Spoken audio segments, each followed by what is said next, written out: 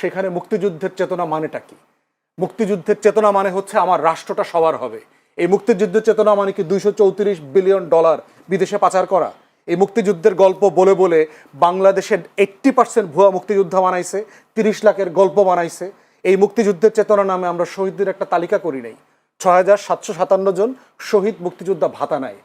এই ফ্যাসিবাদ বিরোধী আন্দোলনে যারা সক্রিয় ছিল তাদের মধ্যে কন্টিনিউয়াসলি অবিশ্বাসের বীজ বপন করছে।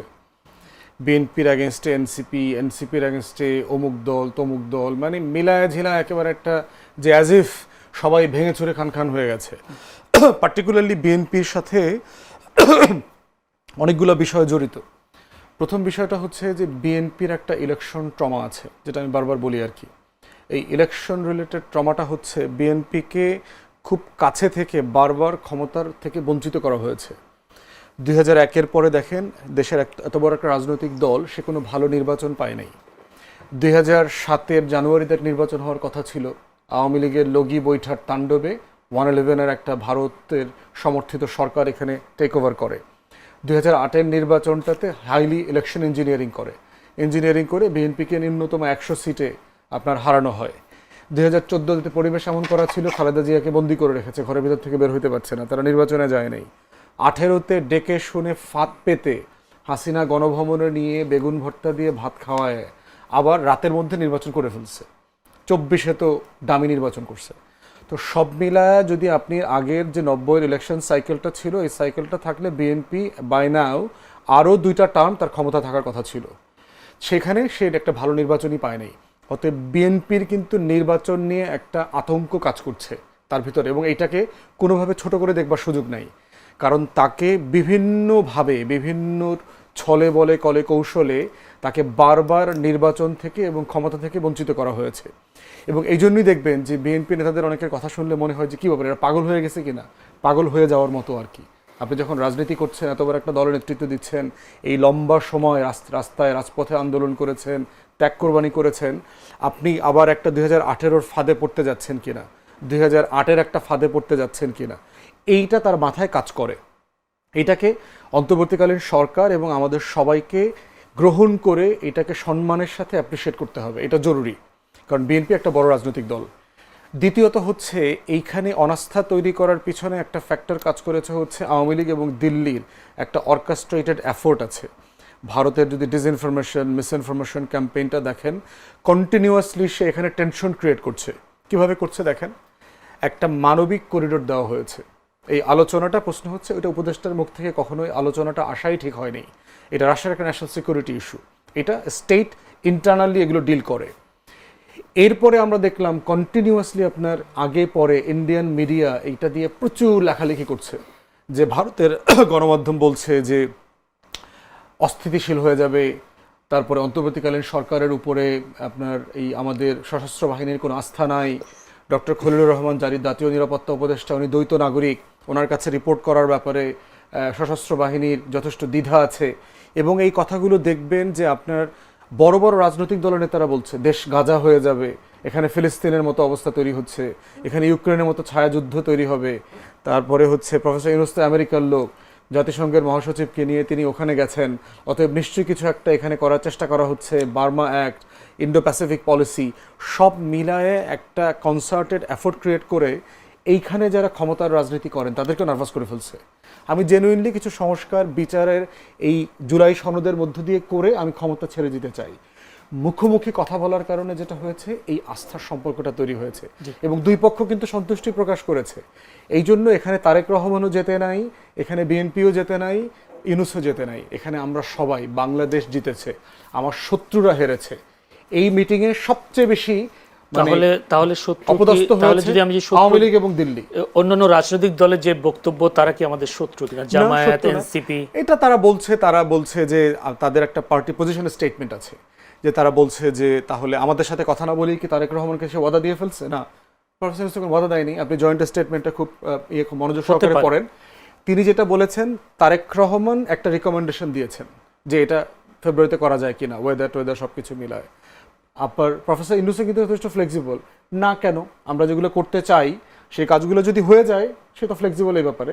তো আমার কাছে মনে হয়েছে দুই পক্ষকেই যথেষ্ট ফ্লেক্সিবল মনে হয়েছে, এখানে কোনো রিজিডিটি নাই, দুই পক্ষই বাংলাদেশকে ভালোবাসেন এবং দেশকে এগিয়ে নিয়ে যেতে চান।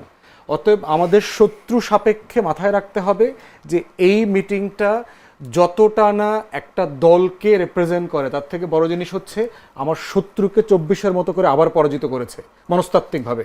এখানে কিন্তু একটা স্নায়ু যুদ্ধ শুরু হয়ে গেছিল, এই যুদ্ধটা চলে গেছে এবং এখন আমরা মনে করি কালেকটিভলি সব পার্টি সংস্কার ফোকাস হবে, বিচার ফোকাস হবে। সেক্ষেত্রে ফুদ ভাই, এই বক্তব্যটাকে অনেকে বলছে সংকট কেটেছে, আসলে কি সংকট কেটেছে যদি বলি জামায়াতের বিবৃতির সাথে সিনিয়র যুগ্ম মহাসচিব রুহুল কবির রিজভির যে বক্তব্য তিনি বললেন, জামায়াত ইসলামীকে ইঙ্গিত করে বিএনপির যে সিনিয়র যুগ্ম মহাসচিব বলেছেন নির্বাচনের তারিখ নিয়ে কিছু রাজনৈতিক দল উষ্মা প্রকাশ করেছে, তারা 71 সালের জনগণের বিরোধিতা করেছেন, 91 সালে হাসিনার সাথে নির্বাচন করেছে, তাদের রাজনীতি ভুলে ভরা আর বিএনপির রাজনীতি ইতিবাচক বলে। তাহলে এই ধরনের বক্তব্যগুলোকে আবারও সংকটের নেবে না এই কারণে দিস আর পলিটিক্যাল রেটরিক্স। ওই তো হেলাল ভাই যখন কলাভবনে বক্তব্য দেন আর যখন আসলে জেনুইনলি কনভারসেশন করেন, ব্যাপারগুলো এইভাবে মিন করেন না। আমাদের পলিটিক্সে দেখেন আমরা সবাই চিৎকার করে কথা বলি না, আসলে কি চিৎকার করে কথা বলা প্রয়োজন? মাইকে আপনি আস্তে কথা বললেও কিন্তু মানুষ শোনে, আমরা তো এখানে চিৎকার করে কথা বলছি না, কিন্তু আপনার হাজার হাজার মাইলের দূরের থেকেও আপনার অডিয়েন্স এই কথাগুলো শুনছে না, শুনছে।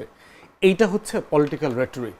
প্লাস হচ্ছে প্রত্যেকটা পার্টির সাথে পার্টির তো কিছু পলিসি পজিশনে ডিফারেন্স আছে, তারা সেই স্টেটমেন্টগুলো তাদেরকে দেবে, কোনো সমস্যা তো নাই। এপ্রিল থেকে যদি ফেব্রুয়ারিতে নির্বাচনটা আসে, আমার বিশ্বাস অন্তর্বর্তীকালীন সরকার কোনো না কোনো ফর্মে পলিটিক্যাল পার্টিগুলোর সাথে বসবে, কথা বলবে। তারা অলরেডি যে কনসেনসাস কমিশনটা কন্টিনিউ করছে, এটার মধ্য দিয়ে এই প্রসেস ফলো করে তারা করবে। একটা বিষয় দেখেন যে প্রফেসর ইউনূস এবং ওনার অন্তর্বর্তীকালীন সরকারের উপদেষ্টাদের অনেক স্ট্রেংথ, মানে ভালো জায়গা যেমন আছে, দক্ষতার জায়গা আছে, দুর্বলতা আছে। একটা বড় দুর্বলতা হচ্ছে ওনারা কিন্তু কেউ পলিটিশিয়ান না, কখনো পলিটিক্স করেন নাই। এই জন্য দেখবেন এই যে খাপছাড়া কথা অনেক সময় দেখবেন, শুনবেন বিভিন্ন উপদেষ্টাদের কাছ থেকে, এবং একজন আরেকজনকে কন্ট্রাডিক্ট করছে। এটা করছে এই কারণে, এটাকে আপনি গুড ফেইথে আমি দেখি হচ্ছে যে আসলে নাইভিটি আর কি, মানে মানে বলতে পারেন যে রাজনীতি না করার কারণে একটা কথা বলবার কনসিকোয়েন্স কি হতে পারে সেই বিষয়গুলো, এগুলো পরিকল্পিতভাবে কোনো টেন্স সিচুয়েশন তৈরি করা হচ্ছে তেমনটা আমি মনে করি না। প্রফেসর ইউনূসকে আমার কথাবার্তা বলে মনে হয়েছিল কিন্তু খুব সাদামাঠা মানুষ, খুব কমপ্লেক্স মনে হয়নি, এবং উনি পারসিস্টেন্টলি একই কথা বারবার বলে আসছেন। এখন বিএনপির নেতৃবৃন্দরা অনেকগুলো স্টেটমেন্টের ব্যাপারে কনসার্ন ফিল করে, যেমন ধরেন জাপানে গিয়ে বলেছে যে একটা দল নির্বাচন চায়, এই কথাটা উনি বলেছেন। তারপরে হচ্ছে এর আগের দু একটা ইন্টারভিউতে উনি যেগুলো বলেছেন এইসব ব্যাপারে তারা কনসার্ন বোধ করেছেন এবং অন্যান্য উপদেষ্টাদের কথা বলছেন। এখন প্রশ্ন হচ্ছে যে সে তো পলিটিক্যাল গভর্নমেন্ট না, সে তো নির্বাচিত হয়ে আসলে সে তো আগে ম্যানিফেস্টো দিয়ে আসে যে আমি ক্ষমতায় গেলে এই কাজগুলো করব। তার ম্যানিফেস্টো কিন্তু সে প্রত্যেক দিন আলাপ আলোচনা করে ঠিক করে। অন্তর্বর্তীকালীন সরকার তো মানে 5ই আগস্টে কোনো ম্যানিফেস্টো নিয়ে আসে নাই, তার একটা ম্যান্ডেট আছে, কিন্তু ম্যানিফেস্টোটা সে প্রত্যেক দিন ঠিক করে। তো আজকে ঠিক করছে যে আমি আওয়ামী লীগ ব্যান করার সিদ্ধান্ত এখন পর্যন্ত নাই। আওয়ামী লীগ কিন্তু এখনও নিষিদ্ধ করা হয়নি, আওয়ামী লীগের কার্যক্রম হচ্ছে সাসপেন্ড করেছে বিচার শেষ না হওয়া পর্যন্ত, নিষিদ্ধ তো হয়নি আওয়ামী লীগ এখনো। যেটা করেছে এটার কনসিকুয়েন্স হিসেবে ইলেকশন কমিশনের সিদ্ধান্ত নিয়েছে আপাতত সাসপেন্ড থাকবে, বিচারে কি হয় তারপরেটা দেখা যাবে। তাহলে সিদ্ধান্ত তো রদবদল হইতে পারে। ভ্যাট বাড়াইলো সাডেনলি, আপনার মনে আছে 63টা পণ্যের উপরে, আমরা যখন সবাই মিলে কালেকটিভলি প্রতিবাদ করলাম, পিছনে ফিরে আসছে না? পিছনে ফিরে আসছে। এনবিআরকে রিফর্ম করার জন্য 2 ভাগ করলো এবং যথার্থভাবে করেছে, আমি এই রিফর্ম প্রস্তাবকে স্বাগত জানাই। কিন্তু দেখেন পরে আবার অর্থ উপদেষ্টা বললেন যে না, আমরা এটা আপাতত সাসপেন্ড করে দিচ্ছি, আমরা এটা পরবর্তীতে ঠিক করব আর কি। রাষ্ট্র এমনই, রাষ্ট্র হচ্ছে কন্টিনিউয়াসলি জনগণের সাথে নেগোশিয়েট করতে হয়। যেমন ধরেন আন্দোলন, তো বিভিন্ন জায়গায় অভিজ্ঞতা সম্পন্ন, তারপরে এরকম রাষ্ট্র পরিচালনার অভিজ্ঞতা নাই। সে হচ্ছে একটা কোম্পানি চালাইছে, সে হয়তো একটা গ্রামীণ ব্যাংক চালাইছে, সে একটা ইউনিভার্সিটি চালাইছে, এনজিও করছে, সোশ্যাল ওয়ার্ক করছে। কিন্তু রাষ্ট্র হচ্ছে সবচেয়ে কমপ্লেক্স পলিটিক্যাল সায়েন্স। রাষ্ট্রবিজ্ঞান দেখেন, এটা আর্টস ফ্যাকাল্টিতে পড়ানো হয়, কিন্তু সাবজেক্টের নামের সাথে বিজ্ঞান শব্দ আছে। এটা তো সায়েন্স ফ্যাকাল্টিতে পড়ানোর কথা ছিল অথবা বুয়েটে পড়ানোর কথা ছিল, কিন্তু এটা একটা বিজ্ঞান, কিন্তু সায়েন্স ফ্যাকাল্টিতে পড়ানো হয় না, পড়ানো হয় হচ্ছে আর্টস ফ্যাকাল্টিতে। তো এর মানে হচ্ছে যেটা একটা কমপ্লিকেটেড সায়েন্স, যেই সায়েন্সটা ল্যাবরেটরিতে কেউ প্র্যাকটিস করে বোঝে না, যেই সায়েন্সটা হচ্ছে ঠেকে ঠেকে করে করে শিখতে হয়। এই জন্য দেখবেন রাষ্ট্রবিজ্ঞানের কোনো প্রফেসর ভালো রাজনীতিবিদ হয় না, বরং রাজনীতিবিদরা রাষ্ট্রবিজ্ঞানীকে বুঝাইতে পারে যে আসলে নির্বাচন কেমনে করতে হয়। এই বাস্তবতায় হচ্ছে যে এই অন্তর্বর্তীকালীন সরকারের অনেক স্টেটমেন্ট অ্যাপারেন্টলি মনে হচ্ছে যে খুবই ঝামেলাপূর্ণ, সন্দেহজনক, কিন্তু আমার কাছে মনে হচ্ছে এগুলো শিশু সুলভ, পলিটিক্স না করার কনসিকোয়েন্স। ভরসা করতে না পারার মতো মোটা দাগে কোনো, যদি ভরসা না করতে পারতাম তাহলে অন্তর্বর্তীকালীন সরকার তারেক রহমানের সাথে মিটিং করতো না, গর্তবি করতো। আরে আমি দেখি না, আপনি কি করতে পারেন দেখান না। অনেক লোকজন বলছে না গত 16 বছর বিএনপি কি করছে আমরা জানি না, এই কথা বলে বিএনপিকে উস্কাইছে না। তো উনি তো এই পথে যান নাই। উনি কেন বসলেন, সংলাপটা কেন হইল? কারণ সংলাপটাই প্রমাণ করে উনি ফ্লেক্সিবল মানুষ। উনি দেখেন বারবার কিন্তু নির্বাচনের তারিখের ব্যাপারে বলছেন যে ভাই আমি নির্বাচনের তারিখ দিব, ডিসেম্বর থেকে জুনের ভিতরে একটা দিব। কিন্তু গত দেখেন কনসেনসাস কমিশনের মিটিংয়ে আমরা যখন সবাই রিকোয়েস্ট করছি যে একটা একটা একটা রোড ম্যাপ দিয়ে দেন, যেটা আপনি দিয়েছেন আর একটু এলাবোরেট করে দেন, তাহলে এই টেনশনটা কমে যাবে। দিল তো, এপ্রিলের প্রথমার্ধে ঘোষণা দিয়ে দিয়েছেন তো। অতএব উনি তো কথা শুনছেন এবং সরকার বারবার জনগণের কথায় কিন্তু আপনার ব্যাকট্র্যাক করেছে যেখানে দরকার যৌক্তিকভাবে। তারেক রহমানের সাথে মিটিং না হোক এইরকম প্রচুর চেষ্টাও কিন্তু করা হয়েছে, এটা আমরা জানি। কিন্তু উনি তো এখানে রাজি হন নাই, উনি তারেক রহমানের সাথে মিটিং করেছেন। এবং দেখেন আপনি যে স্টেটের প্রোটোকল হিসাব করেন, অন্তর্বর্তীকালীন সরকার তো স্টেট, রাষ্ট্র। রাষ্ট্র একটা দলের সাথে জয়েন্ট স্টেটমেন্ট দিতে পারে কিনা? পারে না, এটা স্টেটের প্রোটোকলে পড়ে না। কখনো আপনি শুনছেন কিনা যে এরকম রাষ্ট্র আবার একটা অংশীজন দুজনে মিলে জয়েন্ট কনফারেন্স করে জয়েন্ট কমিউনিক করে না? করে নাই। এগুলো ধরেন বাংলাদেশ পাকিস্তান মিটিং হইলে করবে, বাংলাদেশ ভারত মিটিং হইলে করবে, ওয়াশিংটন ঢাকা বৈঠক হইলে এভাবে করবে। কিন্তু দেশের স্বার্থে উনি করছেন তো এটা, জয়েন্ট স্টেটমেন্ট দিয়েছেন, দুজনে মিলে কমিউনিক করছেন, প্রেস কনফারেন্স করেছেন, দুই পক্ষ মিলে কেন করেছেন? দেশের স্বার্থে করেছেন। এবং আমার বিশ্বাস তারেক রহমান এবং প্রফেসর ইউনূস যখন একসাথে বসছেন, এটাই ওনারা দুইজন সর্বোচ্চভাবে আলোচনা করেছেন। দ্বিমত থাকবে না কেন? আমি তো বিএনপি রাজনীতি করি না, কিন্তু এই দ্বিমতের মধ্য দিয়ে কি আমরা অনেক বিষয়ে একমত না যে আমার শত্রু এবং স্বার্থ সাপেক্ষে আমাদের রাজনীতি করতে হবে? হেলাল ভাইয়ের দল তো আমি করি না, কিন্তু এই প্রশ্নে কি হেলাল ভাই একমত না? শত্রু সাপেক্ষে, আমার স্বার্থ সাপেক্ষে বাংলাদেশকে সংরক্ষণ করতে হবে, বাংলাদেশকে হেফাজত করতে হবে। আমরা একসাথে রাজপথে লড়াই করেছি না? করেছি তো। তো এই দ্বিমতটা মানে হচ্ছে যে আমার সব কিছুর সাথে আবার যেমন দ্বিমত না, আবার এটা না আমি সব কিছুর সাথে একমত। মোটা দাগে একটা রাষ্ট্রে সকল রাজনৈতিক দল এবং অংশীজনকে কিছু কিছু বিষয়ে একমত হইতে হয়। সেটা হলো স্বাধীনতার প্রশ্নে, সার্বভৌমত্বের প্রশ্নে, আত্মমর্যাদার প্রশ্নে, তারপর জাতীয় স্বার্থের প্রশ্নে, বিদেশ নীতি, প্রতিরক্ষা নীতি। এই 6টা বিষয়ে মোটা দাগে ফ্যাসিবাদ বিরোধী আন্দোলন যারা করেছেন সবাই একমত। কি পদ্ধতিতে সেটা আপনি বাস্তবায়ন করবেন সেটা নিয়ে দ্বিমত আছে। এছাড়া আপনি দেখবেন এখানে বড় মোটা দাগে কোনো টেনশন নাই। কোনো টেনশন নেই। এখন কি জুলাই যোদ্ধাদের মধ্যে কি জুলাই চেতনার কাজটা বেশি করছে, নাকি আসলে কোনো কারণে পরিস্থিতি চেঞ্জ হওয়ার কারণে, বা আমরা আগে দেখেছি মুক্তিযুদ্ধের চেতনা, এই চেতনা নিয়ে অনেকে এই কাজগুলো করতো, এখন কি জুলাই যোদ্ধাদের চেতনা বেড়ে গেছে কিনা? ধন্যবাদ। প্রশ্ন হচ্ছে যে একটা জিনিস আসলে খুব অর্কেস্ট্রেটেড ওয়েতে ব্যবসা আকারে কেনাবেচা হচ্ছে কিনা সেটা বলবার জন্য হচ্ছে যে আপনার একটা পারসিস্টেন্ট এফোর্ট দেখাইতে হবে, যে একটা জনগোষ্ঠী কন্টিনিউয়াসলি এইটা নিয়ে কবিতা লিখতেছে, গান লিখতেছে, আবৃত্তি করতেছে, নাটক সিনেমা বানাইতেছে, বুদ্ধিজীবীরা টকশোতে এগুলো নিয়ে কথা বলছে। এইরকম একটা অর্কেস্ট্রেটেড এফোর্ট আছে কিনা 24কে নিয়ে কেনাবেচা করবার, 24কে নিয়ে ব্যবসা বাণিজ্য করবার, 24কে ঘিরে পুঁজি তৈরি করার এবং টাকার মালিক হওয়ার, সেটা তো আমরা দেখতে পাচ্ছি না। যেটা আমরা আওয়ামী লীগের আমলে 71কে নিয়ে দেখেছি, 71 ব্যবসা। তো সেই জায়গাতে আমার কাছে মনে হয়েছে এগুলো খুবই বিচ্ছিন্ন ঘটনা, বাট স্টিল এই ব্যাপারগুলোতে আমাদের কালেকটিভলি সবাইকে বলতে হবে যে কোনো চেতনা ব্যবসার রাজনীতি বাংলাদেশে চলবে না। যেই কাজটা ন্যায় সেটার জন্য আপনি কথা বলবেন, যেটা অন্যায় সেটার বিরুদ্ধে কথা বলবেন।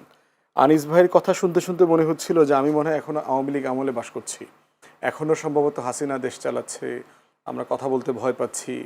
আনিস ভাইকে আমরা নিজেরাও তো প্রচুর টকশো করি একসাথে। আনিস ভাইকে যে ভাষায় যত শক্তভাবে সরকারের সমালোচনা করতে দেখেছি, আমি জানি না যে ওনাকে ডিজিএফআই এসে এখনও কেন তুলে নিল না, এনএসআই অথবা এসবি কেন তুলে নিল না, ওনার বিরুদ্ধে 5টা মামলা কেন এখনও হইল না, ওনার বাসায় রাত 2টার সময় পুলিশ টকটক করে কিনা, ওনার পেশা ক্ষতিগ্রস্ত করবার চেষ্টা করছে কিনা, অথবা কোনোভাবে থ্রেটেন করবার চেষ্টা করছে কিনা সরকারের পক্ষ থেকে, এবং এরকম আরও কারা কারা আছে। কারণ এটা আমরাও বুঝতে চাই যে আসলেই উনি যেটা বলছেন এর সাথে আমি একমত না, কিন্তু প্রশ্ন হচ্ছে ওনার বলার অধিকার থেকে যাদেরকে তুলে নেওয়া হয়েছে তিনি অভিযোগ করেছেন। না, এটা তো প্রশ্ন হচ্ছে যে ওই যিনি টিচার, যে ঢাকা ইউনিভার্সিটির আইনের টিচার, তিনি সাডেনলি এই জুলাই আগস্ট মাসে এসে বুঝলেন যে বাংলাদেশে সংবিধান লঙ্ঘিত হচ্ছে, সংবিধানের অনেক ক্ষয়ক্ষতি হচ্ছে, সংবিধান থাকবে না। উনি 16 বছরে এতগুলো জাতীয় নির্বাচন, স্থানীয় নির্বাচন ম্যানিপুলেশনের সময় ওনার মাথায় কি এটা আসে নাই যে বাংলাদেশে সংবিধান ক্ষুণ্ণ হচ্ছে? বাংলাদেশে 800 আয়নাঘর হবার পরে কি ওই লতিফ সিদ্দিকী, জেরাই খান পান্না, এই যে মুক্তিযুদ্ধ ব্যবসায়ীরা আছে, প্রফেসর কার্জন, তাদের মাথায় কি কখনো আসে নাই যে আমাদের মানবাধিকার লঙ্ঘিত হচ্ছে? গুম, খুন, হত্যা, গণহত্যার পর গণহত্যা হয়েছে গত 16 বছর, massacre after massacre, genocide after genocide হয়েছে। ওনাদের তখন কি মনে হয় নাই যে বাংলাদেশে সংবিধান লঙ্ঘিত হচ্ছে? ওনাদের মনে হয় নাই যে ক্ষমতার উৎস জনগণ বলবার পরেও বাংলাদেশে সেই জনগণকে আওয়ামী চেতনা দ্বারা আবৃত্ত করে রাখা হয়েছে? ওনাদের মনে হয় নাই যে শত শত বিলিয়ন ডলার প্রতি বছর লুটপাট হচ্ছে কিন্তু সংবিধান লঙ্ঘিত হচ্ছে? ওদের কাছে মনে হয় নাই? সাডেনলি কেন গত জুলাই আগস্টে এসে ওনাদের মনে হইতেছে যে আমাদের তো এই সংবিধান নাই, সংবিধান লঙ্ঘিত হচ্ছে, অত কিছু একটা করা দরকার? প্রশ্ন হচ্ছে এইটা হইল প্রপার চেতনা ব্যবসা, এবং চেতনা ব্যবসা করে নগদে তারা ধরা খাইছে। ব্যবসাটা করতে গিয়ে ভুল টাইমে ব্যবসাটা করছে। এমন একটা সময় এই ব্যবসায় পুঁজি ইনভেস্ট করছে যেই সময় এই ব্যবসাতে ভাটা চলতেছে, জোয়ারের জমানাতে ছিল না। এবং এরা সবাই কোনো না কোনো ফর্মে কিন্তু গত রেজিমের বেনিফিশিয়ারি, ডাইরেক্টলি ইনডাইরেক্টলি কোনো না কোনো ফর্মে। বলেন এই লতিফ সিদ্দিকী, উনি তো এই সরকারের এমপি মন্ত্রীও ছিলেন, চাকরি চলে গেছে। যদি বলা হয় এক কারণে চাকরি গেছে, আসলে চাকরি গেছে অন্য কারণে। জয়ের সমালোচনা করছে, জয়ের লুটপাট নিয়ে কথা বলছে।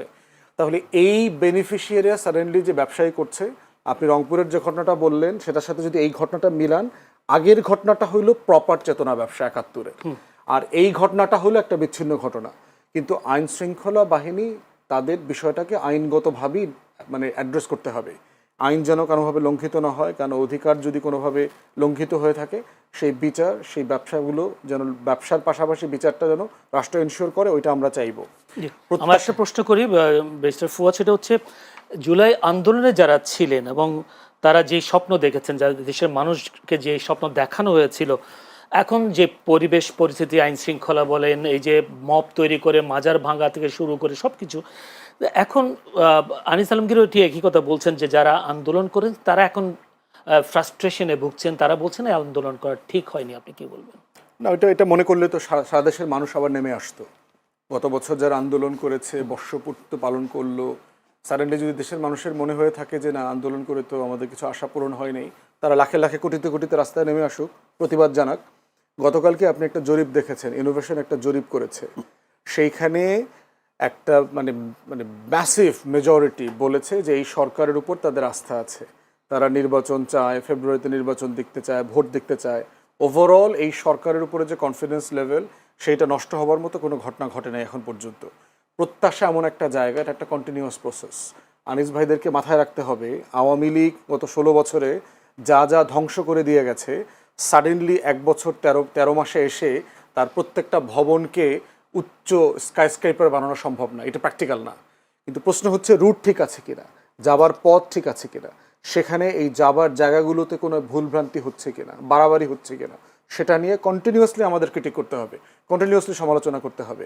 কিন্তু আপনি যদি বলেন যে আমার আমার আমার আমার হাজার হাজার লক্ষ লক্ষ এমপ্লয়মেন্ট কেন হচ্ছে না, আপনি একটা ইকোনমিকে ধ্বংস করে মাটিতে মিশাই দিয়ে গেছেন, আর মিশানোর পরে আপনি দাবি করছেন যে কই আমার এখানে জব হচ্ছে না কেন।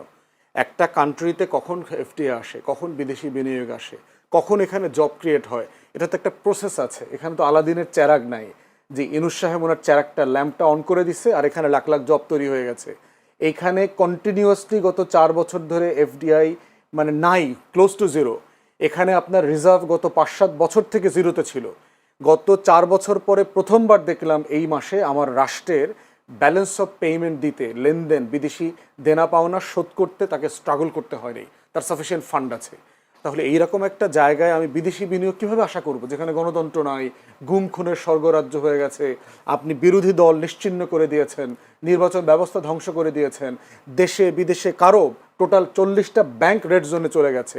সেই আলাপটা না তুলে, এসালমের সাথে, এসালম যে আমার পুরো ইন্ডাস্ট্রি ধ্বংস করে দিয়ে গেছে, সেই আলাপটা না তুলে আপনি যদি এখন আশা করেন যে এইগুলো থেকে এখন আমাদের ইনভেস্টমেন্ট হচ্ছে না কেন, টাকা তো আছে, ব্যাংকও বলছে সাফিসিয়েন্ট এলসি করবার মতো, ইনভেস্টরদেরকে দেওয়ার মতো টাকা আছে। জুলাই যে চেতনা এখন চলছে, এই চেতনা দিয়ে প্রমাণ করে বিগত সময় আওয়ামী লীগের যে মুক্তিযুদ্ধের চেতনা এটা সঠিক ছিল, এবং মুক্তিযুদ্ধের চেতনা এই কারণে ছিল যেহেতু এখন মুক্তিযুদ্ধকে কেউ কেউ বিলুপ্ত করবার চেষ্টা করছে, কি বলবেন? প্রশ্ন হচ্ছে যে এটা আনিস ভাই তার পরের স্লটে কাইন্ডলি বলবেন যে আসলে মুক্তিযুদ্ধকে ছোট করা, হেয় করার চেষ্টা কে করেছে।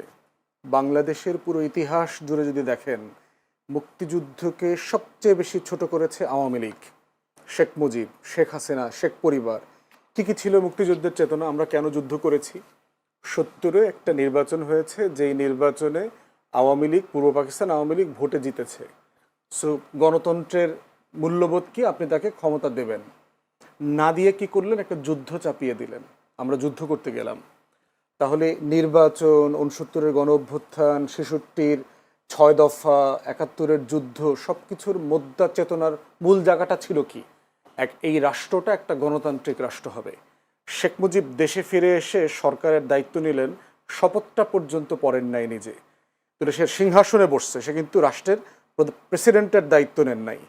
দ্বিতীয়ত হইল 73-এর নির্বাচনের সময় আওয়ামী লীগ এবং শেখ মুজিব যা বলেছে, 293টা সিট নিচ্ছে।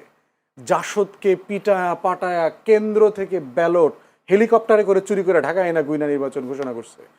বঙ্গভবনে গিয়া বলছে দেশে কোনো বিরোধী দল নাই, শেখ মুজিব বলছে। যেই শেখ মুজিব বিরোধী দলের রাজনীতি করছে, যেই শেখ মুজিব 14 বছর গণতন্ত্রের জন্য লড়াই করে জেল খাটছে, সে 73-এর নির্বাচনের পরে বলতেছে দেশে কোনো বিরোধী দল নাই। সেই শেখ মুজিব বাংলাদেশে 4র্থ সংশোধনী করে বাকশাল জাতীয় দল কায়েম করছে। সেই শেখ মুজিব বাংলাদেশে সকল পত্রিকা গণমাধ্যম নিষিদ্ধ করে দিয়েছে। সেই শেখ মুজিব দেশের সকল রাজনৈতিক দল বিলুপ্ত করে দিয়েছে, ইনক্লুডিং আওয়ামী লীগ। আওয়ামী লীগকে সে বিলুপ্ত করে দিয়েছে। তাহলে যেই কারণে আমরা 6 দফাকে আমাদের মুক্তির দলিল বলেছিলাম, যেই কারণে 69-এ গণ অভ্যুত্থান হইল, যেই কারণে পূর্ব পাকিস্তান আওয়ামী লীগকে 70-এর নির্বাচনে মানুষ ভোট দিল, যেই কারণে আপনার 71-এর যুদ্ধ হইল, লড়াইতে এই তাজউদ্দিনের প্রবাসী সরকার সবাই মিলে যুদ্ধ করলো, তার প্রত্যেকটা ফাউন্ডেশন স্টোনকে এই শেখ পরিবার, শেখ মুজিব, আওয়ামী লীগ ধ্বংস করে দিয়েছে 72 থেকে 75-এ। ঠিক একই জিনিস আপনি গত 16 বছরে দেখেন। মুক্তিযুদ্ধের চেতনা কি জিনিস? একটা রাষ্ট্র গণতান্ত্রিক হবে, এই রাষ্ট্রে স্বাধীন থাকবে, সার্বভৌম থাকবে। অথচ এই আওয়ামী লীগ দিল্লি প্রণব মুখার্জির সাথে মিটিং করে, দালালির নির্বাচন করে, ইলেকশন ইঞ্জিনিয়ারিং করে 2008-এ ক্ষমতায় আসছে। এই আওয়ামী লীগ 2014-তে একতরফা নির্বাচন করেছে, 18-তে রাতে করেছে, 24-এ দামি নির্বাচন করেছে। জাতীয় পার্টির মতো একটা জাতীয় নিরাপত্তা হুমকি এইরকম একটা দলকে সে বি টিম আকারে কাজ করেছে, যেই দলটা 81-তে হাসিনাকে এনে 82-তে নতুন কু করে দল বানায়া জিয়াউর রহমানকে হত্যা করে আওয়ামী লীগকে পুনর্বাসন করছে। তাহলে আপনি মুক্তিযুদ্ধের চেতনা কি জিনিস? আপনি আপনার অধিকারের লড়াই করেছে, তো শেখ মুজিব করেছে, 14 বছর জেলে ছিল।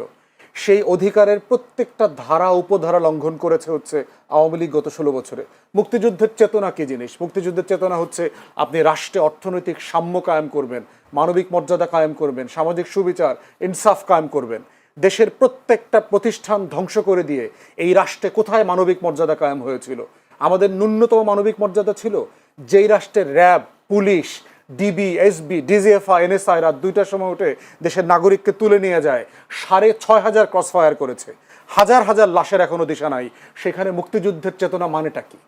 মুক্তিযুদ্ধের চেতনা মানে হচ্ছে আমার রাষ্ট্রটা সবার হবে। এই মুক্তিযুদ্ধের চেতনা মানে কি $234 বিলিয়ন বিদেশে পাচার করা? এই মুক্তিযুদ্ধের গল্প বলে বলে বাংলাদেশের 80% ভুয়া মুক্তিযোদ্ধা বানাইছে, 30 লাখের গল্প বানাইছে। এই মুক্তিযুদ্ধের চেতনা নামে আমরা শহীদদের একটা তালিকা করি নাই। 6,757 জন শহীদ মুক্তিযোদ্ধা ভাতা নাই। তাহলে শহীদের 30 লাখের গল্প কতজন আসছে?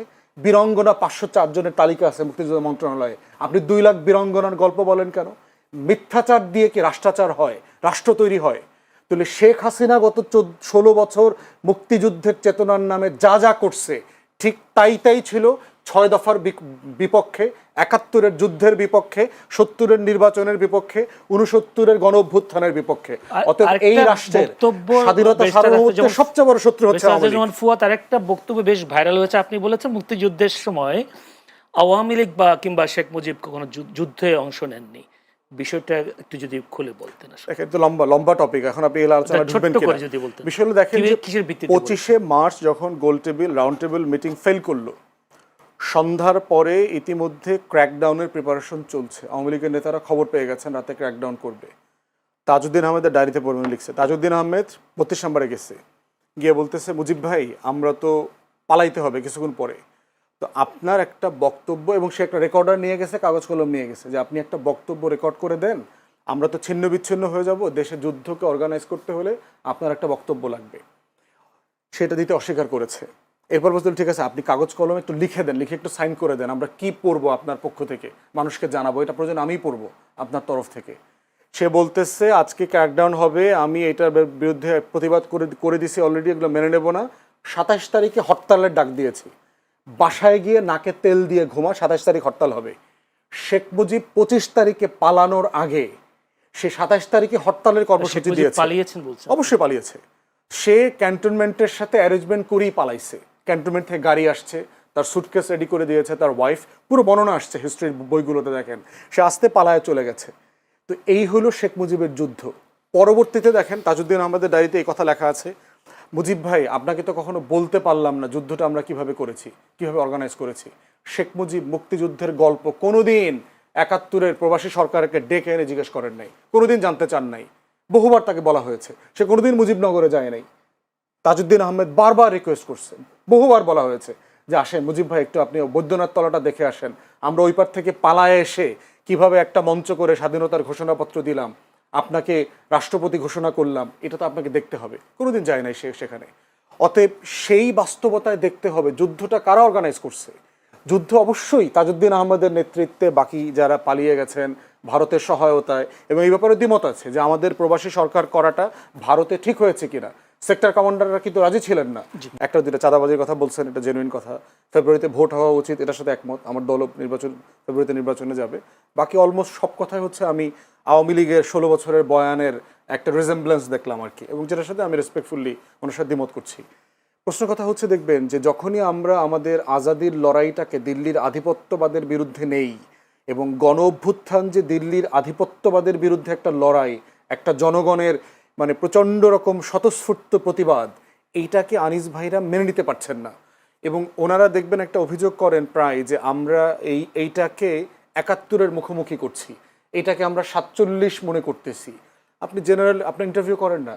আমি তো গ্রামে গত 1 সপ্তাহ গ্রামে কাটায় আসলাম, আমাদের গ্রামে যাওয়ার জন্য বলছে, কারেক্ট অ্যাডভাইস, রেগুলার যাচ্ছি, এবং ওনাদের থেকে গ্রামে গঞ্জে সাধারণ মানুষ চরে টরে গিয়ে টিয়ে সব জায়গাতে কথাবার্তা বলছি। গ্রামের মানুষদের ভিতরে কি আসলে এই জিনিসগুলো এইভাবে কাজ করে? এভাবে কাজ করে না তো। ওনারা বাংলাদেশকে এইভাবে দেখে না। আওয়ামী লীগের চোখ দিয়ে বাংলাদেশকে যেভাবে দেখা হচ্ছে, দেশের মানুষ বাংলাদেশকে এইভাবে দেখেন না। অতএব সেই জায়গাতে দিল্লির আধিপত্যবাদের বিরুদ্ধে লড়াইয়ের কথা বললেই 71-কে ছোট করা হয়। শেখ মুজিবের গ্লোরিয়াস পিরিয়ডের কথাও তো বললাম, 14 বছর গণতন্ত্রের জন্য লড়াই করেছেন, কিন্তু উনি শেষের জীবনের যে 3.5 বছর যা করেছেন, হিস্টোরিক্যাল রেকর্ড, যে উনি তো এগুলো করেছেন। এখন প্রশ্ন হচ্ছে তাহলে কি ওনার আগের মহত্ব শেষ হয়ে গেছে? না, আগের মহত্ব আগের জায়গাতে আছে, কিন্তু শেষে যা ক্ষতি করেছেন রাষ্ট্রের, সেটাও আমাকে বলতে হবে। রাষ্ট্রের দায়টা এরকম, কারণ কোনো রাজনৈতিক নেতাকে আমরা নবী মনে করি না। আপনি তার প্রশংসা করছেন, কিন্তু তার স্বাধীনতায় সে অবদান সেটাই স্বীকার করেন না, তার কি বাকিগুলো কি দরকার নাই? অবদান হচ্ছে যে এটা তো ফ্যাক্টস। আমি তো বইয়ের রেফারেন্স দিলাম, মুক্তিযুদ্ধের প্রধান মানে সংগঠক তাজউদ্দিন আহমেদের লেখা থেকে বললাম। এখন তার লেখা যদি আপনার যার ডায়েরি মনে হয়, আপনি ছোটবেলায় আপনার চাচার কাছ থেকে কি শুনেছেন, এটা বেশি গুরুত্বপূর্ণ মনে হয়, that's for the listeners and the viewers to ধন্যবাদ judge. ব্যারিস্টার সাজ্জামান ফুয়াদ। আমরা বোধ করছি যে এই লড়াইটাকে এটার সাথে ওটা জাজ করা উচিত না। প্রত্যেকটাই আমার ইতিহাসের গুরুত্বপূর্ণ লড়াই, এবং এই দিল্লির আধিপত্যবাদের বিরুদ্ধে যে লড়াই, এই লড়াইটা আমাদের লড়াইয়ের জায়গা থেকে মেনে নেওয়া দরকার। কেউ বলে নাই, জুলাই অভ্যুত্থানের কোনো ব্যক্তি বলে নাই যে তারা 71